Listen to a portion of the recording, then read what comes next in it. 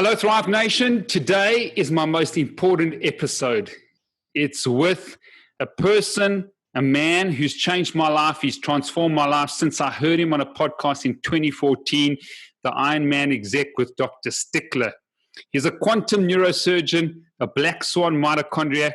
He's a curious observer and a courageous teacher. Welcome to the show, the genius himself, Dr. Jack Kruse. Thank you. Appreciate those kind words. Now, what this man has taught me more than anything else, and what has inspired me, listeners, to do is to connect to nature. And to connect to nature through light, water, and magnetism. He's an author of the Epipaleo book, which is behind me. He's an inventor of the Quantlet, and he's really inspired me to ask more questions, to be curious, and to be courageous to speak the truth. He's changed what I wear at night. I go under junk light with as many clothes as I can to cover as much as I can. And I try and go out into the sun with SPF 0 clothing from Kaniki. He's changed me wearing blue blocking glasses. I've watched more sunrises than ever before because of this man. I've got my nuts in the sun and I got my skin in the game. And so it's been an incredible journey, and it's a privilege to have him on the show.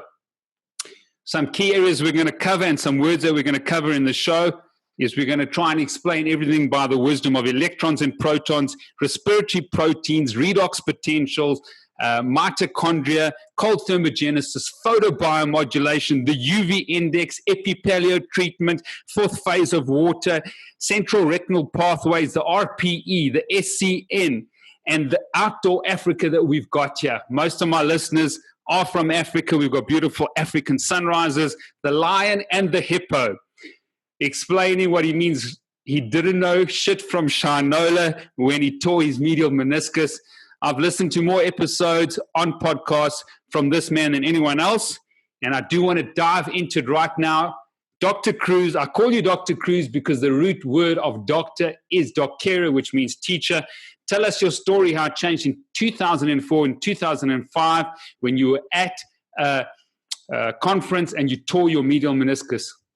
Yeah, I just stood up to give a talk about minimally invasive spine surgery, some instruments that I had designed and developed to actually make surgery much less invasive.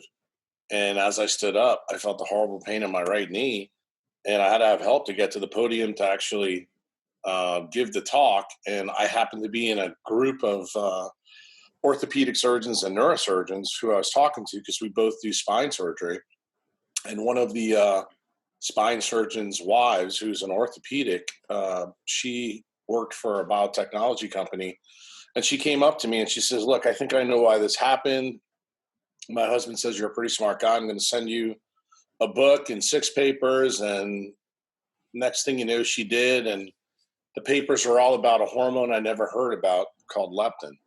And the book was a fable. It was not even a true story, called The Monk Who Sold His Ferrari, written by Robin Sharma. It's a pretty old book now.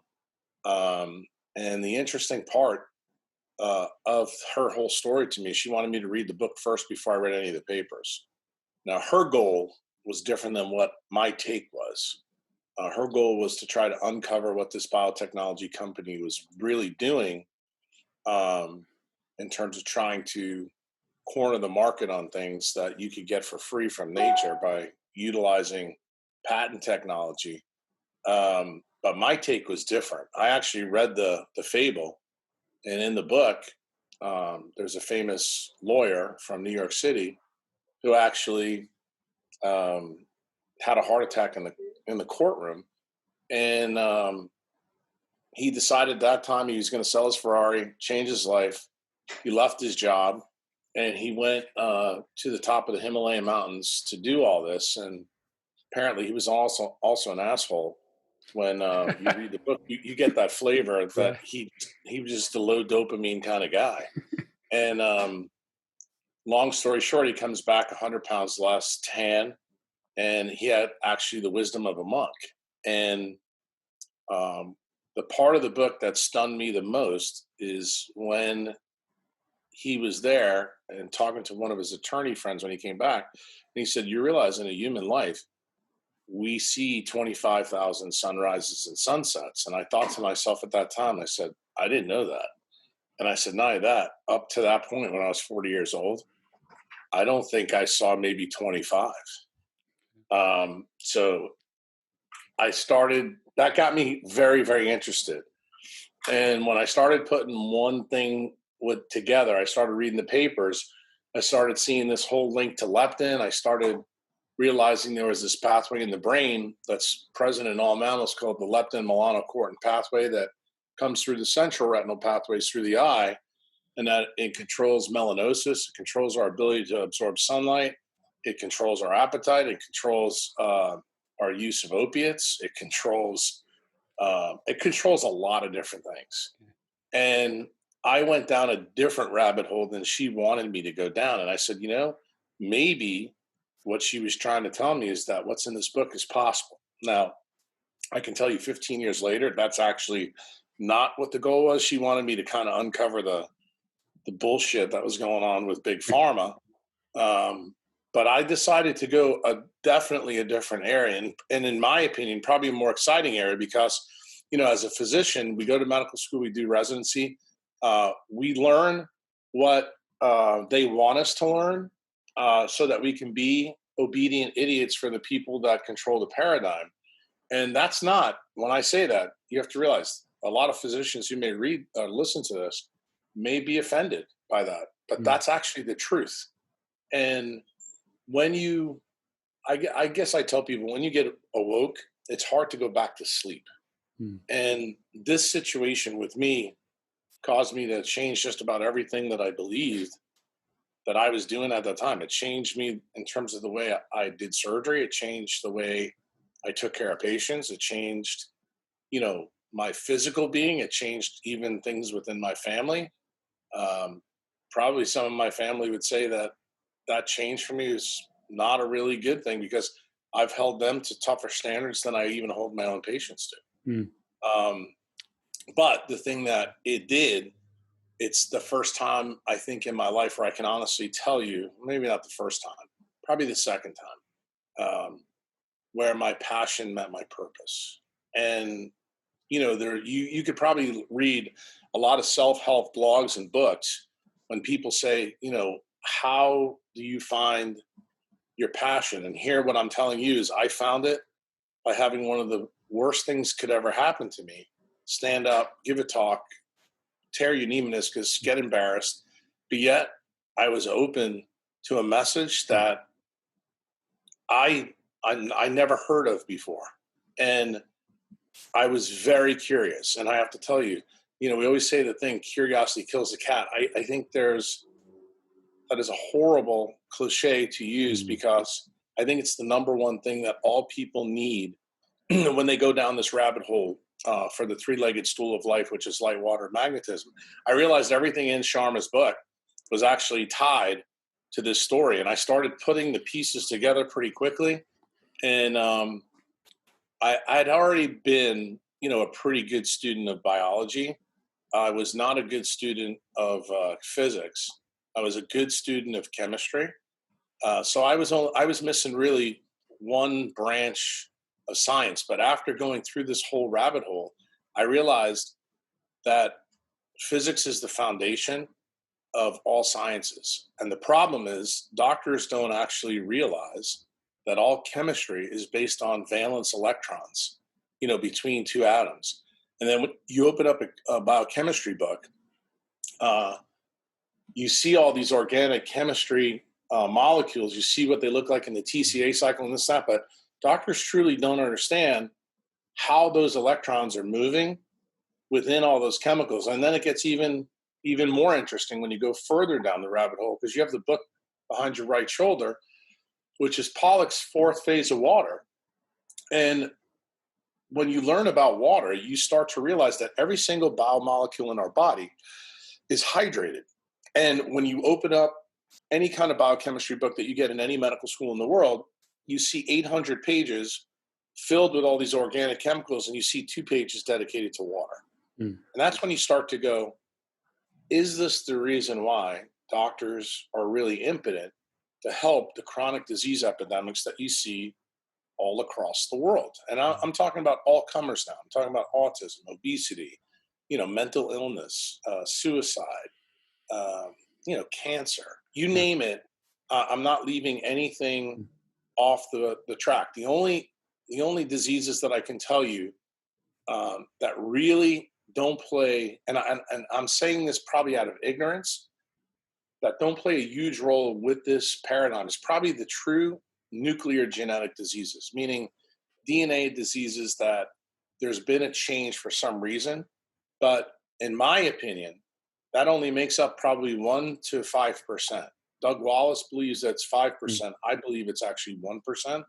So why would I spend my career focused in on the small number of genetic diseases when the real big problem is the chronic disease? And it turns out, I realized, and I knew this for a long time, that we have another genome in our body called the mitochondrial genome. And it turns out the whole idea between electrons and protons is actually critical in the mitochondrial genome and how it works, because what does the mitochondrial genome do? It has 37 genes in it. 13 of those genes are designed to move electrons and protons, in a very specific way to create energy. And when I say create energy, I want to be very careful when I say that, because I know a physicist will probably listen to this and go, wait a minute, you can't break the laws of conservation. You're right. What we're really doing is we're transforming energy from one form to another. So what do all living things get their energy from? The sun. And it turns out the molecular transformer of sunlight actually is water. And we have the fundamental belief in medical school, and I think in the public, that water is homogeneous. And it turns out nothing could be further from the truth. Water is the most amazing chemical in the universe. And I say that not only with deep reverence, because the more you learn about water, the more you're just stunned. And then you realize the queerness or the complexity of why light is pretty amazing. Why? Because light takes full advantage of the queerness of water. So we've covered two legs of the stool. The interesting one is I call the black box, which is magnetism. And a lot of people don't know a lot about magnetism because their experience with magnetism is usually from third grade, when they take a north and south magnet, putting on a refrigerator, and that's implicitly what they think. And it turns out that's not the magnetism that's actually really important for biology. There is something, for some of your listeners, you probably have heard the term, called free radicals. Free radicals are chemicals that have unpaired electrons in their valence shell. And those unpaired electrons, when you have one electron, it makes something magnetic. And it gives it a magnetic footprint. In other words, there's a specific electromagnetic field that it responds to. So this makes them very interesting. The other thing is that free radicals are capable of changing other biomolecules that we talked about in that 800-page textbook to do different things. And when you begin to realize that actually free radicals actually have a deep purpose, most people come from medicine and have the belief that reactive oxygen species or reactive nitrogen species are bad things. It turns out they can be bad things, but generally within the framework of nature, they're good things. They do good things, and they keep us well. To give you an example, if you have a defect at cytochrome 1 in your mitochondria, which is the NAD plus or NADH couple, you stop making superoxide, which happens to be a reactive oxygen species that's made from the excess oxygen that's not made from oxidative phosphorylation. What most people don't know, and probably a lot of the doctors that you've had on, is that a disease like diabetes, you lose your superoxide pulse. Well, if you don't have the superoxide pulse, then you're not able to transmit energy from the sun through oxygen. And to make this story a little bit understandable for people, one of the things that everybody knows is that we breathe oxygen. What a lot of people don't know is that oxygen by itself, O2, with 6 valence electrons, actually is the only gas on the periodic table that's paramagnetic. What does that mean? It means it's drawn to magnetic fields. So when you start thinking about all this biology we're talking about, we're like, wait a minute, I didn't know that oxygen is drawn to magnetic fields. Why would nature or God or evolution build us like this? Well, it turns out the distal part of the inner mitochondrial membrane, which is called the ATPase, which people have heard of, which moves protons, it gets 3.25 spins, I should say 3.7 spins to make one ATP. The interesting part of that, as something spins, we learned from Michael Faraday in the 1700s that there's an induction effect. You can induce a magnetic field. Now, we could not prove that in the beginning of my career until we came out with these really cool machines called MEG, which are magnetoencephalograms. We actually now know that there's a magnetic field from the human head. We also know there's a magnetic field from the human heart. The one in the human heart goes out 22 feet.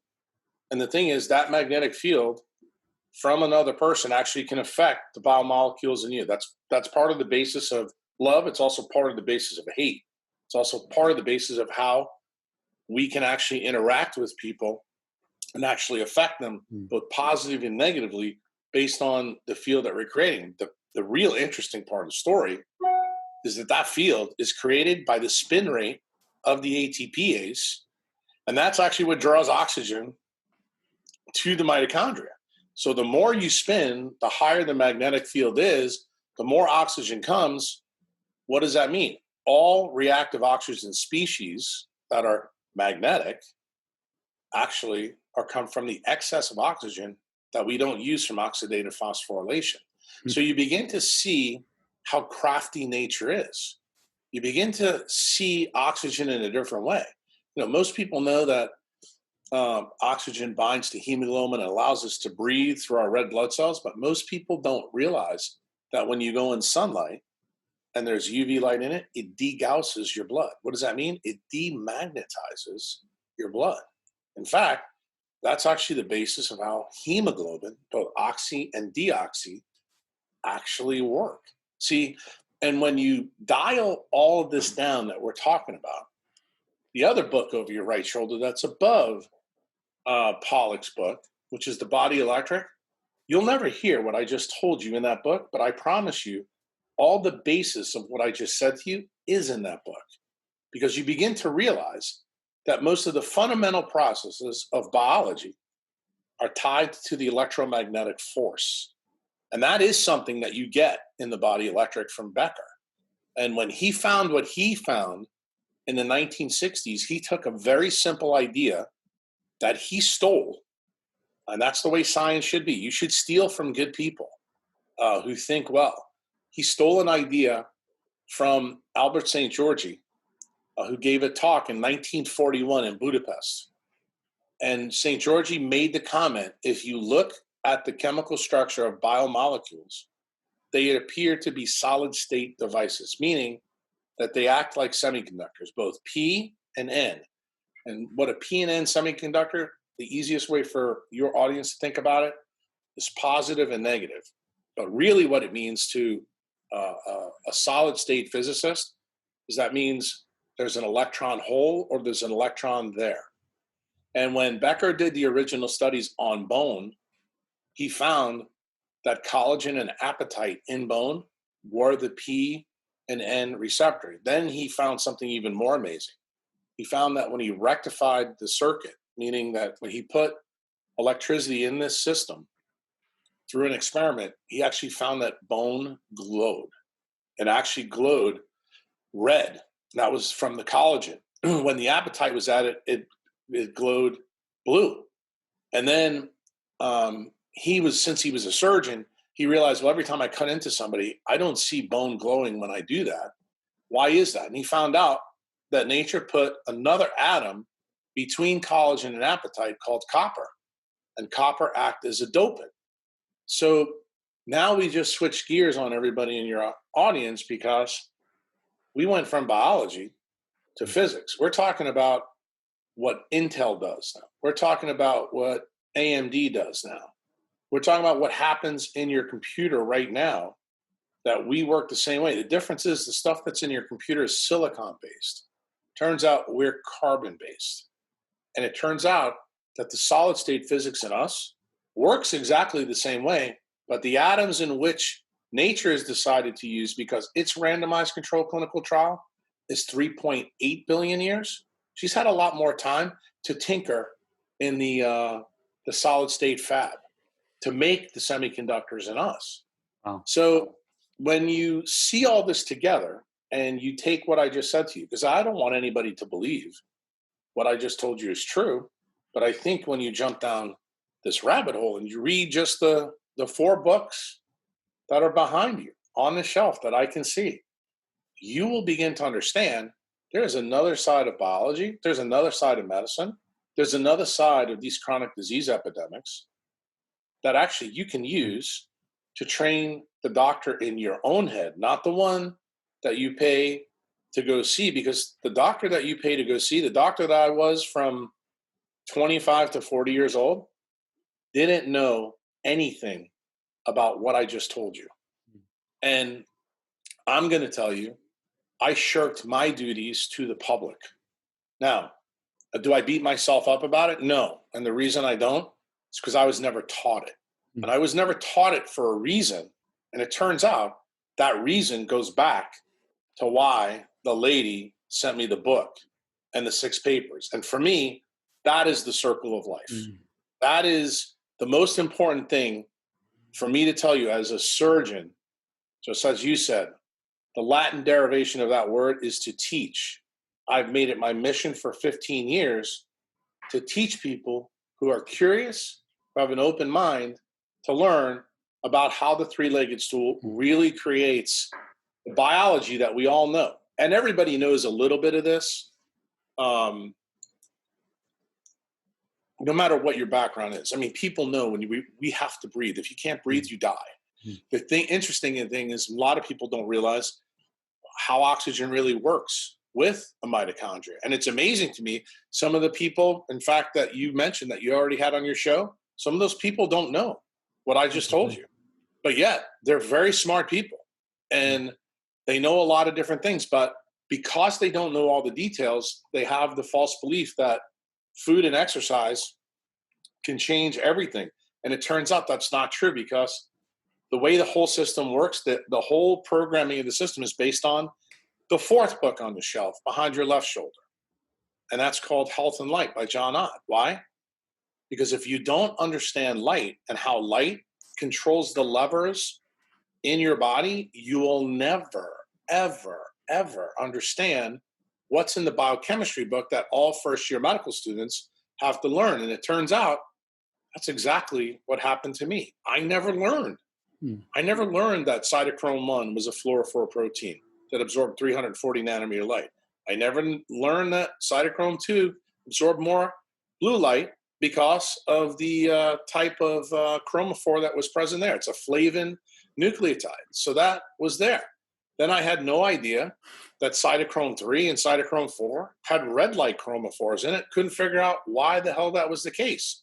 And then after going down this rabbit hole with Sharma and the papers, I saw the Pink Floyd album cover and I saw the 7 colors of the spectrum. And I was like, son of a bitch. The answer is actually right in front of my face. I started to realize there is color coding inside the mitochondrial membrane, and it's staring us right in the face. And then when you go further down the rabbit hole, and this book you don't have behind you, at least I can't see it, Roland Van Wyck from Europe wrote a book about light sculpting life, about biophotons. And then I found out that every single cell on this planet releases extreme low frequency or ultra weak biophoton release. And I was like stunned. I'm like, wait, you got to be kidding me. Every single cell releases this? How did I not learn this ever in medical school? And when I read the book, I realized that this story went back almost 120 years. So this isn't like new science. This is science that we were never taught. And there had to be a reason behind it. And that reason actually goes back to big pharma. In other words, we just want doctors to know how to help heal people through a prescription pad. And it turns out that the prescription pad is really good for a lot of things, but it's really good for big pharma.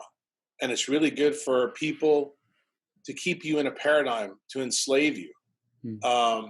It's not good for you to realize that you may need to not do that. Learn a little bit of what we're talking about today so that you can see for yourself that maybe there's a different way to go about this, so that you can rely on yourself, your ability to think, and do some of these things and see if you can reverse one or some of the diseases that you have.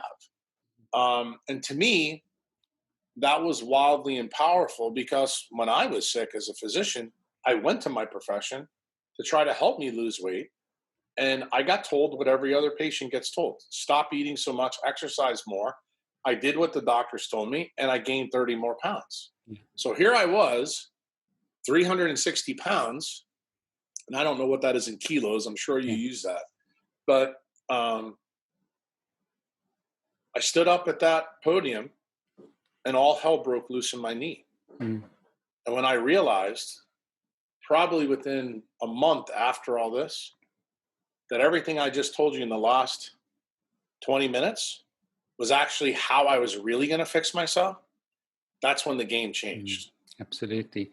But Dr. Jack, I want to know something. You were indoctrinated by this Rockefeller ethos. It started back then, what gets taught at medical school, big pharma, but you had such a curious spirit.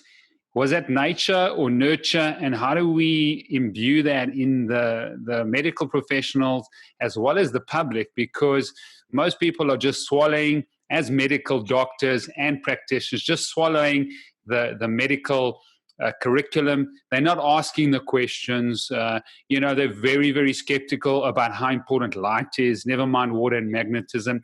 What was it about yourself and your story? Because you were a bright guy, but it was only until you tore your meniscus did you start asking these questions. Well, I will tell you, I was fortunate. I grew up in New York City, and I was always addicted when I was young to go to the Museum of Natural History. And every time I went to the Museum of Natural History, I would go into a different hall, and they had these ladies that used to take people around doing tours, and they would teach people. And of course, you had to pay for that. And I had no money at the time, but I used to tag along and listen to what these ladies who are volunteers would teach the people who paid for this. And I kept learning and learning and learning a lot of different things about a lot of different parts of nature and science. And I was always fascinated by all the things that I learned. But from an early age, I realized that all these rooms in the museum actually were pieces of a puzzle that actually fit together. And the problem was, when I was a young child, I wasn't smart enough, because I didn't have the knowledge to realize what the connections were. In fact, even as a young man in medical school, the reason why I wasn't able to put it together is because there had to be that moment. I would tell you, it's kind of like when you use a plasma cutter on two pieces of metal. You know, those two pieces of metal are here, but you need that plasma cutter to bond them, come together. When my knee meniscus happened, that was my moment when all the things that I learned as a kid, I married to what I had learned in medicine. And this is where some doctors will be very happy. There is a benefit to learning all the shit that you have to learn about in medical school. The key is, this is the big key.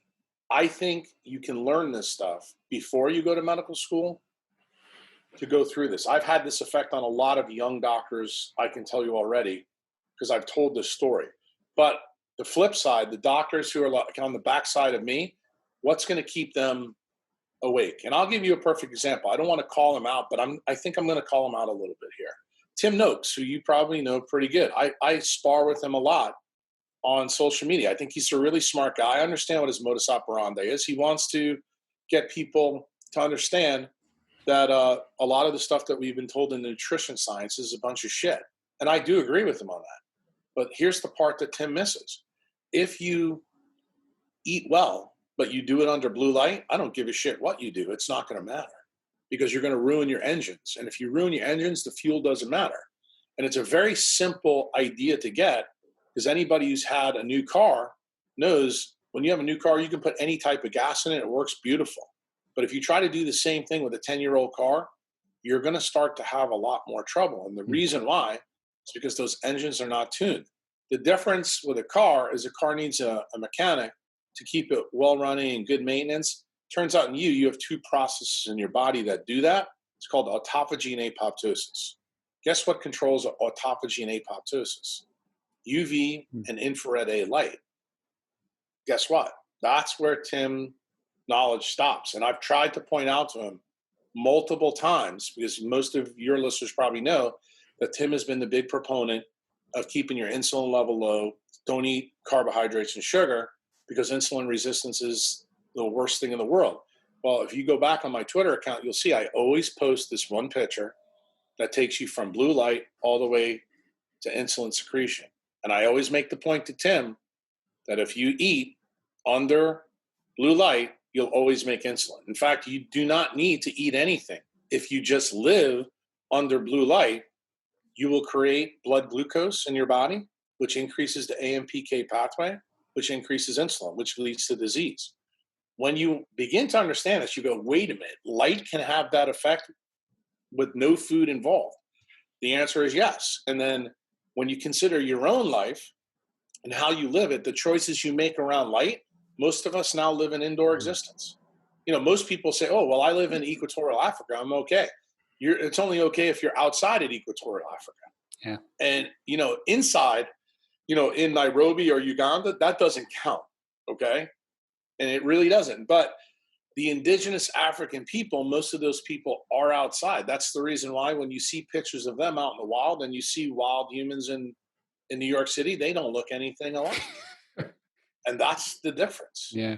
And, Great. you know, people have wanted to blame it on food and exercise. And I am an ardent, hardcore person that refuses to let guys like Tim Noakes off the deck. Why? Because if we continue to sell people bullshit, we will never get to the basis of what you and I talked about in the first 20 minutes. Yeah. No one will put the hard work in of looking at how electrons, protons, water, magnetism, free radical signaling, how it really all works together. Yeah. And to me, we have enough published literature out there right now for people to see that the story that I'm crafting is out there. The problem is you as the doctor, you as the patient, you as the medical student have to put these things together, kind of like I did when I was a kid growing up in the Museum of Natural History. And it took me getting sick as a doctor to wake up and realize I think we can figure out the way we work. And, you know, most doctors, the reason they go into medical school is because they really are fascinated by the human body and cells and what they can do.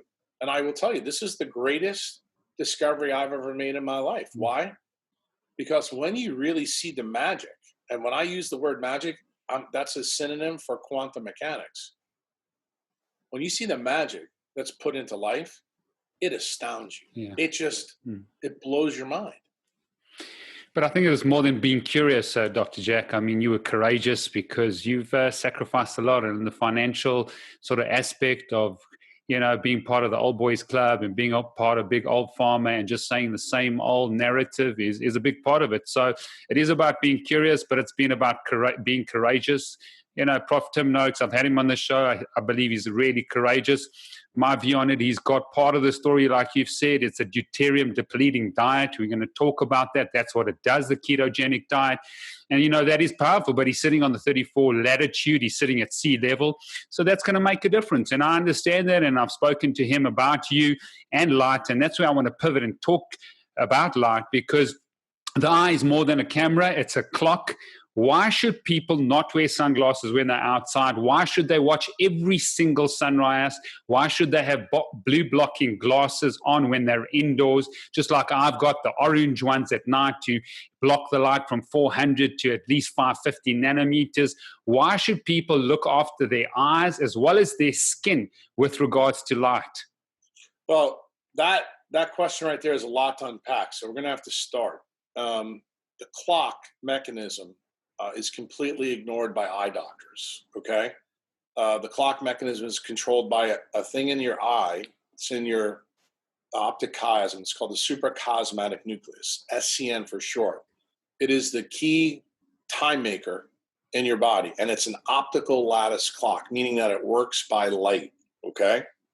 So the way your brain tells day from night is actually utilizing light.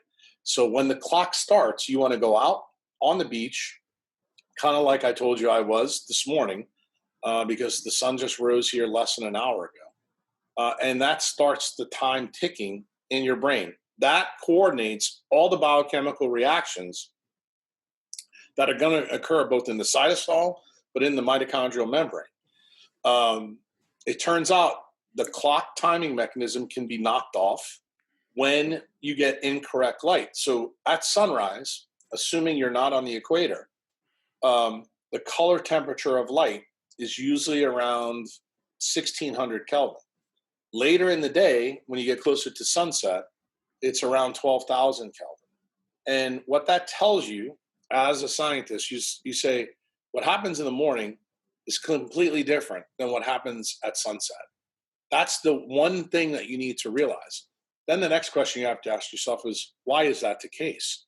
And it turns out everything that happens in circadian biology, that means when your hormones are released and everything else, is tied to that circadian mechanism.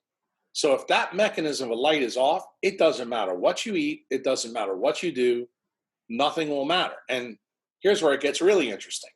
To cut through a lot of the chase, I said to you about 5 minutes ago that the mechanic in your cell that controls your mitochondrial maintenance, your energy, is autophagy and apoptosis.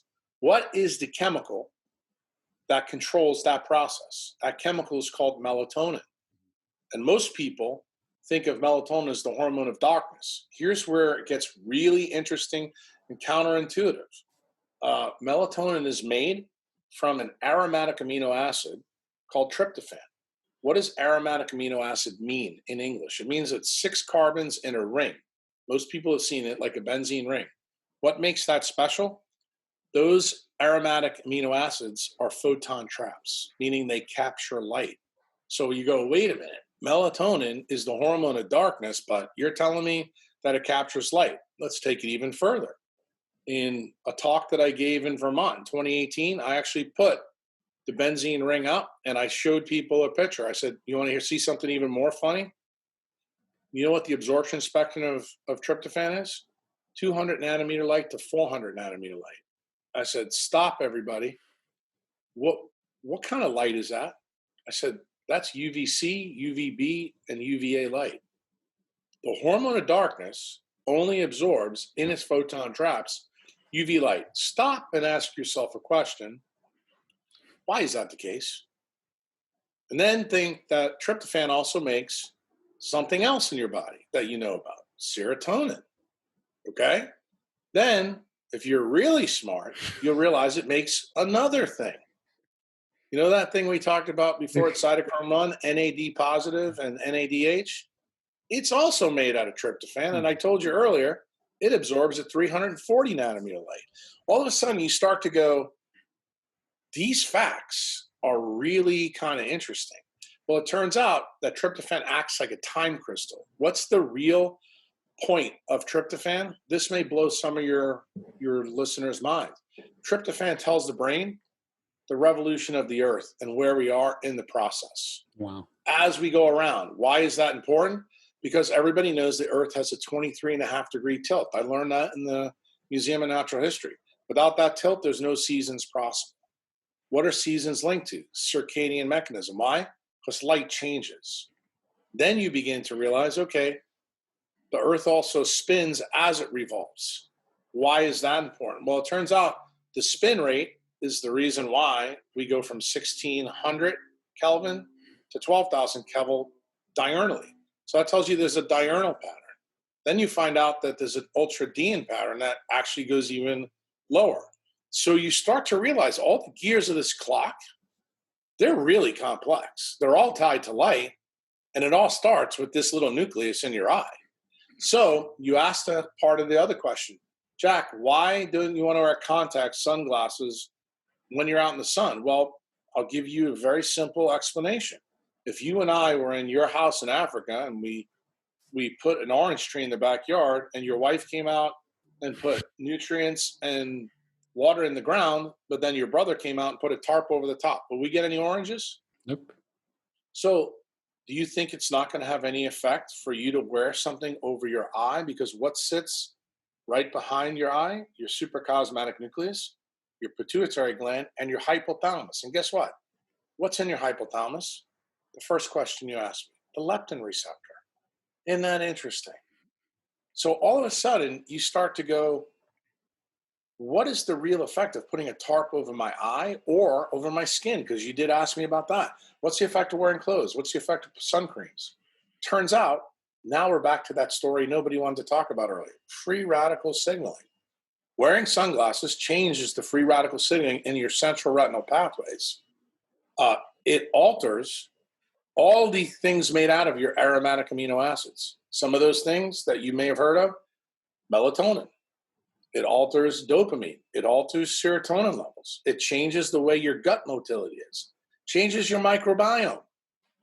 It changes all the things that you hear all these other experts talk about, but none of them realize the virtue of wearing things on your skin or your eyes is important. There's another part to the clock mechanism that we haven't talked about.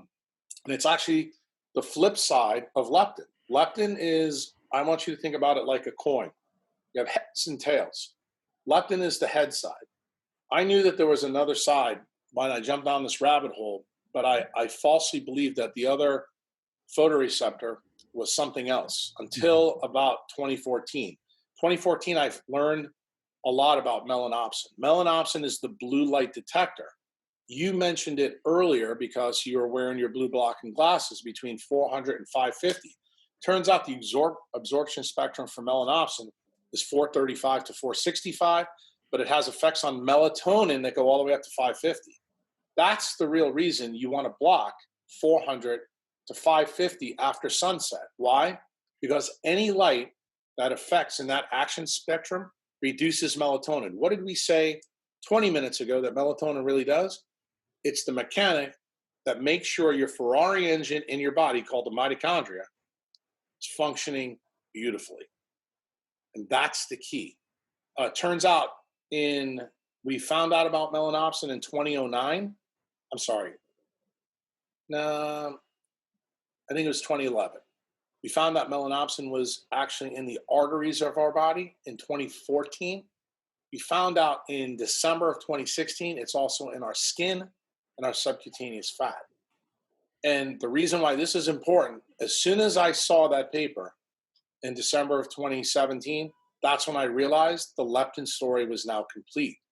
Because for those of your listeners who don't know, leptin was found in 1994 at Rockefeller University in New York to be in our subcutaneous fat. And it's flummoxed scientists and clinicians throughout. Why would God or evolution put the single number one chemical in our subcutaneous fat that activates, our energy balance in our body? And it turns out the reason why is because she put the blue light detector in the same spot. And it turns out the leptin receptor and the melanopsin receptor are doing the same thing. They are tightening the controls of the clock in your eye and your skin. And it turns out that clock controller controls the level of melatonin, not only globally, but also locally. That's why if you get a melanoma here, it does play a role with your eye, but the big issue here means you got more blue light and less UV light here.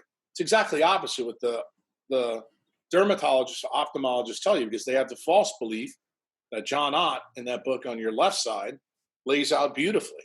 And we now know through the science of the last 10 years that blue light stimulates melanocytes far more than UV light does. In fact, you know what UV light does to melanocytes? You might like this one. It makes more reactive oxygen species. What did I tell you about ROS? That these are the things that actually help change things, but it turns out it may change things that actually help you. That's the reason why when you get skin cancers, vitamin D levels tend to be low. So vitamin D is actually protective to skin cancer. So all this stuff that you read about UV light creates ROS, the paradigm believes that ROS is always bad. And I've already told you that it's not. That's right. So you begin to see why Jack thinks about things counterintuitively to other people. Why? Because I've jumped down this rabbit hole and put these pieces together for people to understand. This I-clock mechanism in you is the single most important thing you can do for your health. I would tell you, there's a principle out there in business called the Pareto's principle. That's a principle where if you do one thing right, everything else falls into place. Turns out that one thing right, the last part of the question you asked me, Jack, why do you see the sunrise every morning? Turns out that sets the circadian mechanism. If you do nothing else, you have any kind of chronic disease related to mitochondrial dysfunction, which means 99% of diseases out there, you need to see the sunrise every day. That's the reason why there was wisdom buried in Sharma's book, because that's exactly what Julian Battle did in the book. He had no idea why he did it, but he did notice that he got really tan and he got thinner. And the reason he got tanner is because that AM light, as you stay in it, stimulates a chemical in your eye and your gut called POMC, P-O-M-C. POMC actually starts the process of melanogenesis in your body. What does melanin do? It's also made out of an aromatic amino acid called tyrosine. What does it do? It absorbs UV light. In fact, that's how we do animal photosynthesis. So everybody knows about photosynthesis in a leaf and chlorophyll, but not too many people realize that tyrosine and phenylalanine, which are two aromatic amino acids, actually start the process. And the more tan you get, the smaller you get. That's the reason why you lost weight. What's the pathway that controls this in the eye and the brain? The leptin melanocortin pathway. And I've written blogs about this pathway. This was the pathway when I discovered it 15 years ago. Blew my mind. That's when I realized right away I could fix my obesity if I just mimicked some of the things that were going on in this book. There was other things I had to do too, because my job really offset me and put me in a blue light situation.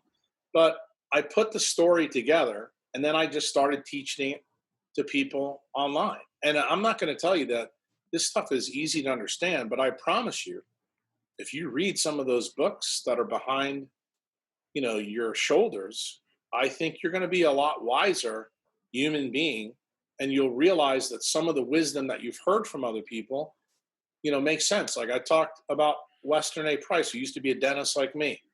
The reason he found what he found, most people in his foundation today think that it's because of the wild diets that they had. No, you'll find out when you read his book that every single person, when they ate outside.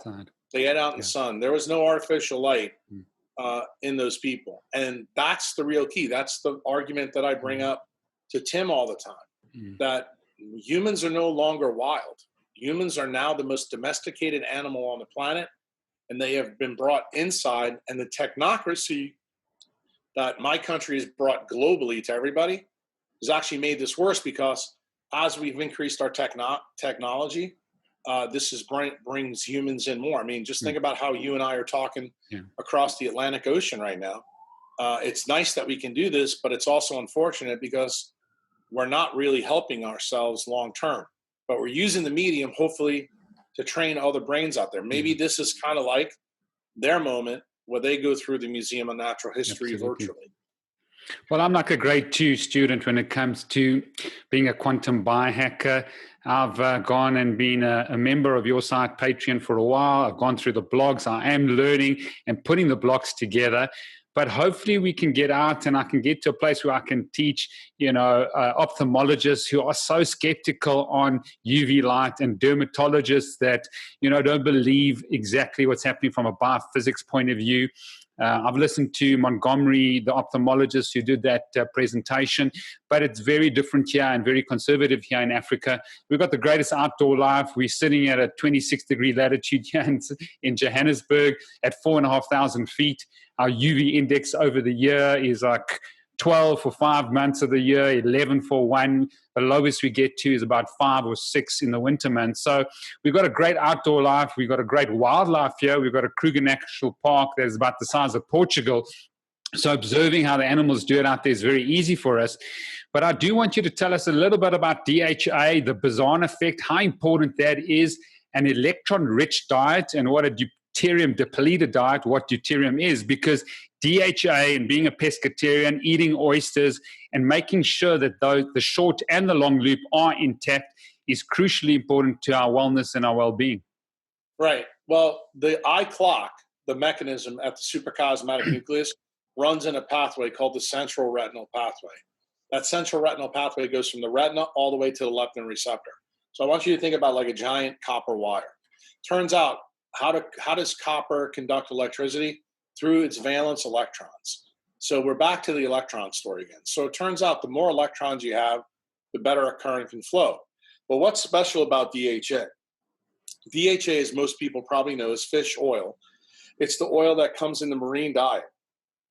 It turns out that humans, compared to every other animal on the planet, have more DHA in their central nervous system than any other animal on the planet. The only ones that are close are whales and dolphins. And they also happen to have big brains like we do. Not as big as ours, but they're big. The interesting thing is we happen to have the highest concentration of DHA in our brain is in the central retinal pathway. That's not something that a lot of people know. So the reason why that's the case, you have to have a really good copper wire between your retina and the hypothalamus, is because guess what? This is actually how the eye clock works. So now I'm going to take you back to the solid state physics story that I used before. So most of you probably have one of these things called the cell phone. Most of you probably have seen Google Maps. So when you want to go to the grocery store, you can navigate there. Well, how does that work? There's a clock above the earth that is in a satellite that goes around that Apple owns. And that clock works 38 microseconds faster than the clock in this phone on the surface of the earth, say in Johannesburg at 26 degrees latitude. If that time difference wasn't present, you would be off by a factor of 100 meters on the ground. So you need to understand that this clock above, compared to all your molecular clocks below, because each gene in the human body has a molecular clock gene right in front of it. Wow. If there's not that timing difference, nothing in the cell will happen when it's supposed to happen. And when that happens, that's called molecular chaos. We have another name for that in medicine that doctors like to use. It's called inflammation. Now, inflammation, when you hear about it, is logarithmic scale called pH. pH is hydrogen. Hydrogen comes in three formats on Earth. Comes in light hydrogen, comes in heavier hydrogen, which is deuterium, and it comes in a third form, which is radioactive, called tritium. Biology does not use tritium at all. It uses two. It uses light hydrogen and heavy hydrogen. And it turns out that inside your cell is, I guess, prejudice to the format of hydrogen it does. If you look at a mitochondria from a 30,000-foot view, what do we do to foodstuffs? We strip its electrons off and we pull its hydrogens off. But we pull its special hydrogens off when we do TCA cycle or glucose or gluconeogenesis. We're only interested in light hydrogen. Turns out the body tends to keep all of its deuterium in the blood plasma by design. So in our blood plasma, if you were to check it out with a mass spectroscope, we have about 150 parts per million of deuterium in our blood for a specific reason. But it turns out when we deal with hydrogen from food and we deal with hydrogen at cytochrome C oxidase, which is where the water is made metabolically, all the water there is designed to be deuterium depleted.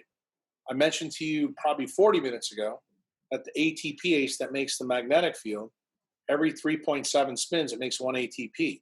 Turns out that ATPase only works with light hydrogen. If you try to stick deuterium in there, which is basically a proton with a neutron, it's double the atomic mass. It does not fit through that small molecular pathway. Therefore, you don't get a spin rate.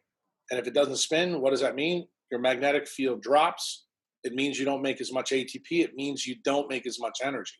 So the mitochondria becomes less efficient. Then it's more like a 10-year-old car than one that just came off the mechanism. Well, it turns out what controls all this goes back to that DHA story. That DHA story allows the clock, the supracosmatic nucleus, to run faster than all the other molecular clock genes in your body. That controls how all the mitochondria in different tissues work. Why? Because the mitochondria in your brain, the mitochondria in your heart, the mitochondria in your toe, all have different spin rates, okay? That's controlled by the circadian mechanism in your body. It's controlled by the local melatonin levels in those tissues. That's why not all tissues have the same level of melatonin present in them. And it turns out the main circadian oscillator is the major control of this system. So you have a system in your eye called the boson effect, and it has two loops. You mentioned them when you asked me the question, the short loop and the long loop. Well, the short loop, every time we see light from the sun or from artificial light, it photooxidizes the central retinal pathway, and that damages DHA. That means the body has to replace the DHA to keep the good copper wire so we can tell the proper time. We can keep that 38 microseconds difference. It's actually smaller in us, but I want to make sure you understand where I'm going with this. Gotcha. So when the light comes through the eye, the DHA gets used, the short loop recycles the DHA. If that's all you need to use, meaning that you use just sunlight in your life will be great, okay? The problem is, if you live in artificial light, you're part of the technocracy, you use a lot of computers, or you're a neurosurgeon and you're in an operating room for the first, 25 years of your life, how do you screw yourself up? Well, it turns out after you recycle the DHA and you can't put it back in because the short loop is broken, because the melatonin levels in your eye do not allow the mitochondria that run this loop, they don't work, you have a backup. That's called the long loop. And it turns out that long loop works all the way from the eye to the liver. So the liver then is able to put the DHA back in your eye to fix the problem. Well, what happens when the clocks in your liver and your eye are bad? True. See, that's what kind of people who have diabetes or obesity had. That's what Jack had. So it turns out the boson short loop and the long loop are broken. The only way to fix that problem is you got to see the sunrise every morning while you eat a marine-based diet, so that you can recapture the short and long loop, so that your circadian mechanism can begin to tell time correctly, so you can restore molecular order, not only in your eye and your brain, but also in the other parts of your body. And that's the key to understanding how and why DHA is important. For those listeners who don't know this, this fact is probably the most amazing fact that I've ever learned. I don't think I've ever actually said this on a podcast, but I'm going to tell you. I do have an Instagram slide about it. The most amazing part that I've found in my life is that DHA is a chemical that's really difficult to make in the body. In fact, humans of all mammals are very inefficient of turning other omega-3s into DHA. It's very difficult to do. That's the reason we need to eat it. Humans can only convert about 1 to 3%. Like say if you ate chia seeds or something, like that. So we have to eat it. But here's the craziest part of the story. In evolutionary history, for those of you who don't know, all complex life really showed up on this planet overnight 650 million years ago. It's called the Cambrian explosion.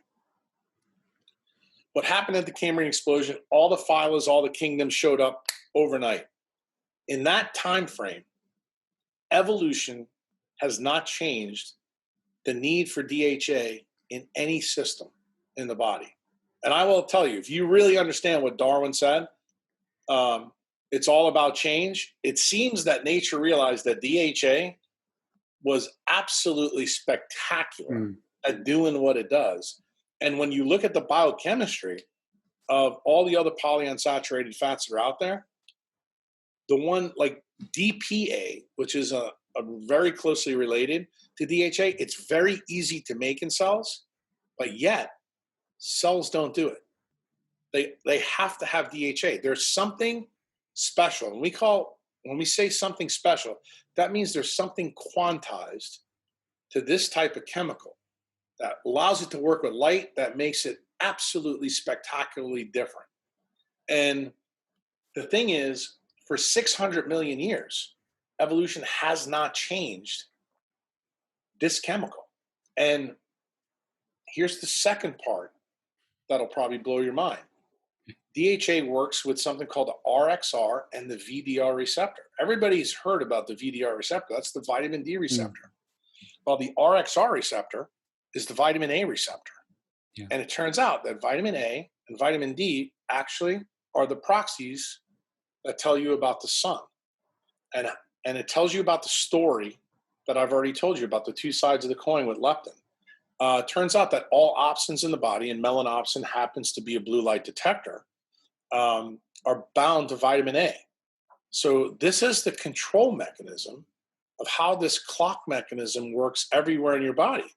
If you break off the vitamin A from melanopsin, it destroys photoreceptors in your body. That's actually how we destroy melatonin. It's how we destroy DHA. It's how we destroy the short and the long loop. This is the basis of actually how leptin resistance occurs. And when that long loop is broken, that's how you break it in the liver. That's called leptin resistance part 2. I've got a blog about that from over 10 years ago. And when you start to see all these pieces and parts, you begin to realize, hey man, this clock mechanism in the eye controls all these timing issues everywhere else in the cell. And then you realize that this all goes back to circadian biology. Then you realize it's not about food and exercise. It's about light and dark. It's about how well we can tell time. It's about the light we live under. It's about how accurate do we live a species-directed life. And unfortunately, most of us don't do a good job of that anymore. Yeah. It's very simple to go out and watch the sunrise, very simple to make sure you're all covered up when you're indoors and expose yourself outdoors. It's a very complicated story to explain that, Dr. Jack.